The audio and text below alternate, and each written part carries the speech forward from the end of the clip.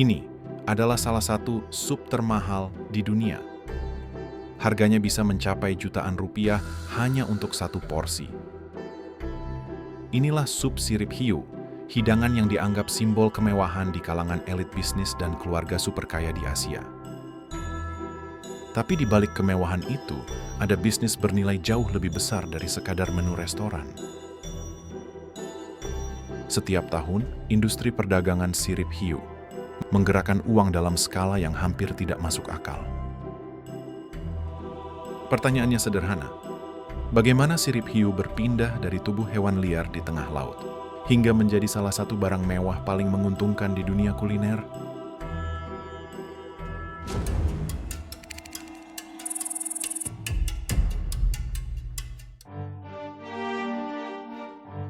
Hiu memiliki nama ilmiah Selachimorpha, sebuah superordo yang mencakup seluruh spesies hiu di planet ini. Namun bagi ekosistem laut, hiu bukan sekedar kelompok ikan besar yang menakutkan. Mereka adalah predator puncak, pengatur keseimbangan populasi bagi ratusan spesies lain. Selama lebih dari 400 juta tahun, hiu telah bertahan melewati 5 kali kepunahan massal, bahkan di saat dinosaurus pun musnah. Keberadaan mereka menentukan kesehatan lautan.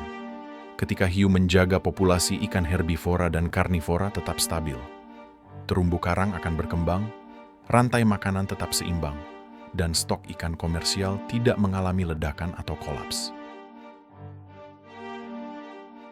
Namun, ironi terbesar justru muncul di era modern. Setelah mendominasi lautan selama jutaan tahun, ancaman terbesar hiu baru datang dalam 5 dekade terakhir. Bukan dari alam, tetapi dari manusia. Dan ancaman itu bukan karena kita membutuhkan dagingnya, bukan karena industrinya menginginkan minyaknya, bukan pula karena nilai kulitnya. Hiu diburu hanya untuk satu bagian kecil dari tubuh mereka, siripnya. Lebih dari 400 spesies hiu tersebar di seluruh dunia, dan hanya sebagian kecil yang menjadi target utama perdagangan internasional. Spesies berukuran besar dengan sirip lebar, tebal, dan memiliki serat kuat yang dianggap bernilai tinggi di pasar Asia. Beberapa spesies yang paling diburu ialah hiu putih raksasa atau Great White Shark, hiu martil atau Hammerhead Shark, hiu rubah atau Thresher Shark, hiu macan atau Tiger Shark, hiu karang abu-abu atau Grey Reef Shark, dan hiu pasir atau Sandbar Shark.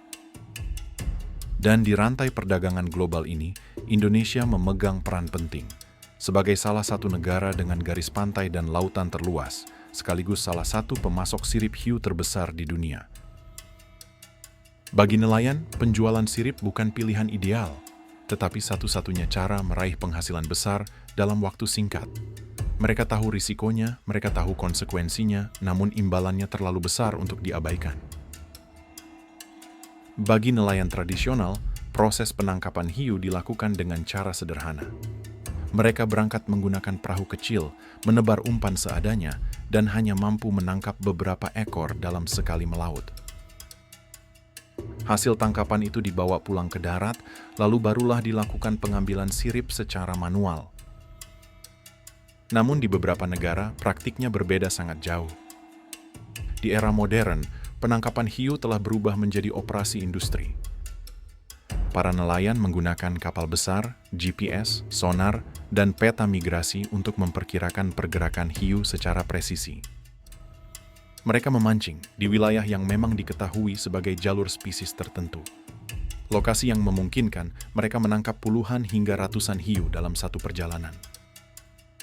Sistem ini bukan memilih ikan, mereka menangkap apa saja yang menggigit umpan. Tetapi ketika seekor hiu tersangkut, tarungannya tidak berlangsung lama. Hiu sebesar itu memang kuat, tetapi ribuan meter tali dan pemberat logam jauh lebih kuat. Disinilah proses berubah, dari penangkapan menjadi industri. Begitu hiu berada di atas dek kapal, waktu menjadi faktor utama. Tujuannya bukan memanfaatkan seluruh tubuh hewan, melainkan mengambil sirip secepat mungkin dan melanjutkan penangkapan. Sirip dipotong menggunakan pisau baja tipis dan sangat tajam. Potongannya harus bersih, rapi, dan tidak merusak serat karena kualitas sirip langsung menentukan harga. Beberapa potongan sirip hiu tidak diperlakukan sama. Industri memprioritaskan bagian-bagian tertentu berdasarkan nilai pasar dan kualitas seratnya. Sirip dada atau pectoral fins. Sirip ini bagian dengan harga tertinggi. Sirip dada berukuran besar, tebal, dan memiliki serat panjang yang dianggap paling ideal untuk menghasilkan tekstur premium pada subsirip hiu kelas atas. Untuk pasar kelas sultan, bagian ini adalah komoditas nomor 1. Sirip punggung atau dorsal fin. Sirip yang masih berada di kategori harga tinggi, namun satu tingkat di bawah sirip dada. Nilai ekonominya sangat bergantung pada ukuran, bentuk, dan ketebalan pada spesies hiu. Beberapa jenis menghasilkan sirip yang sangat dicari, sementara yang lain jauh lebih murah. Sirip ekor atau caudal fin. Sirip dengan kualitas lebih rendah dibanding dua bagian sebelumnya. Seratnya lebih pendek dan lebih kaku sehingga menghasilkan tekstur yang dianggap kurang menarik di pasar premium. Harganya menengah, tetapi tetap layak dijual selama masih ada permintaan. Sirip anal dan pelvic. Sirip dalam kategori terendah dalam rantai nilai. Harga pasar sirip ini jauh lebih rendah karena seratnya tipis dan kualitas gelnya rendah ketika dimasak. Meskipun demikian, sebagian besar industri tetap mengumpulkannya untuk memaksimalkan profit dari setiap ekor hiu yang ditangkap. Setelah sirip lepas, tubuh hiu bukan lagi bagian dari bisnis. Tubuh yang beratnya berkali-kali lipat dari sirip dianggap tidak berharga untuk industri ini.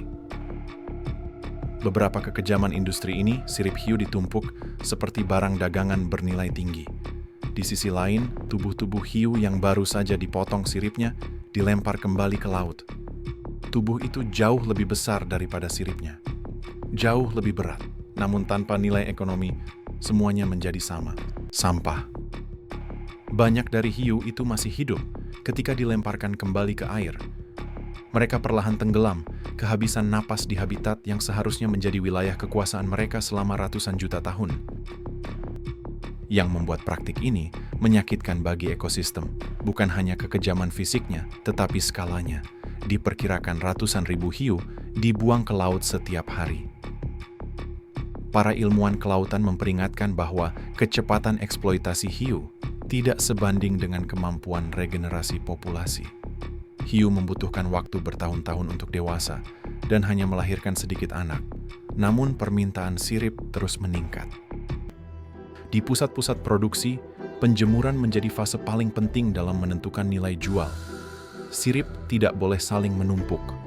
Ujung sirip harus berada di posisi tegak simetris karena bentuk rapi mendongkrak harga. Sirip dibiarkan terpapar sinar matahari selama 4-10 hari untuk pengeringan alami, hingga 15 hari jika cuaca lembab atau hujan. Sirip dianggap sudah menjadi produk ketika 3 hal terjadi. Beratnya menyusut lebih dari 70%.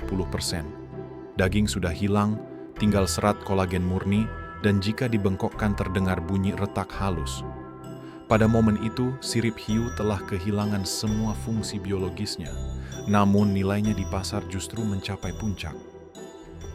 Dari predator puncak laut, ia telah berubah menjadi lembaran kering bernilai ratusan hingga ribuan dolar per kilogram.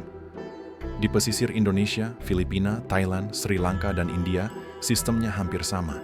Sirip tidak dijual langsung ke luar negeri. Semua harus melewati satu pemain penting, pengepul tingkat pertama. Di sini sirip dari ratusan nelayan kecil dikumpulkan, ditimbang, dan dinilai kembali. Harga bukan ditentukan oleh usaha nelayan, tapi oleh ukuran sirip, warna serat kolagen, spesies asal, ketebalan ketika dipaparkan cahaya. Sirip-sirip ini dikirim ke beberapa negara, terutama negara Cina. Negara konsumen terbesar sirip hiu. Disinilah proses distribusikan terhadap konsumen. Di kota-kota ini, sirip diperdagangkan seperti komoditas berharga tinggi, mirip emas atau kopi spesialty. Sirip hiu kering tidak dapat langsung diolah. Restoran kelas atas memulai proses dengan perendaman 24-72 jam. Menggunakan air hangat, garam laut, kadang dicampur arak beras. Tujuannya bukan untuk rasa, tetapi mengembalikan tekstur kenyal, elastis, dan berserat karakteristik yang dianggap premium. Setelah itu, sirip dibersihkan satu persatu untuk menghilangkan daging sisa, tulang rawan kecil, dan bau laut. Pekerjaan ini memakan waktu lama dan restoran biasa mempekerjakan staf khusus hanya untuk proses ini. Bahan inilah yang kemudian dijadikan hidangan sup di banyak brosur restoran dan toko obat tradisional. Disebutkan bahwa sirip hiu diyakini memperbaiki kulit, meningkatkan elastisitas sendi, memperkuat tulang, memperpanjang usia, dan meningkatkan vitalitas pria. Alasannya satu, sirip hiu terdiri dari 80–90% kolagen. Namun secara fisiologis, kolagen bukan nutrisi spesial. Kolagen apapun entah dari ayam, sapi, atau ikan akan dipecah menjadi asam amino ketika dicerna. Tubuh tidak mengambil kolagen hiu dan memasangnya ke kulit atau tulang manusia. Tidak ada produk mewah yang kuat tanpa narasi budaya. Di Tiongkok, Hong Kong, Taiwan, dan sebagian besar komunitas Tionghoa di Asia, sirip hiu bukan hanya makanan, ia adalah simbol. Tidak ada yang pernah membayangkan bahwa bagian tubuh predator terdahsyat di laut akan menjadi simbol kemewahan manusia di daratan. Namun perjalanan sirip hiu menuju ketenaran bukan dimulai dari pasar modern, melainkan dari istana kekaisaran Tiongkok hampir 1000 tahun lalu.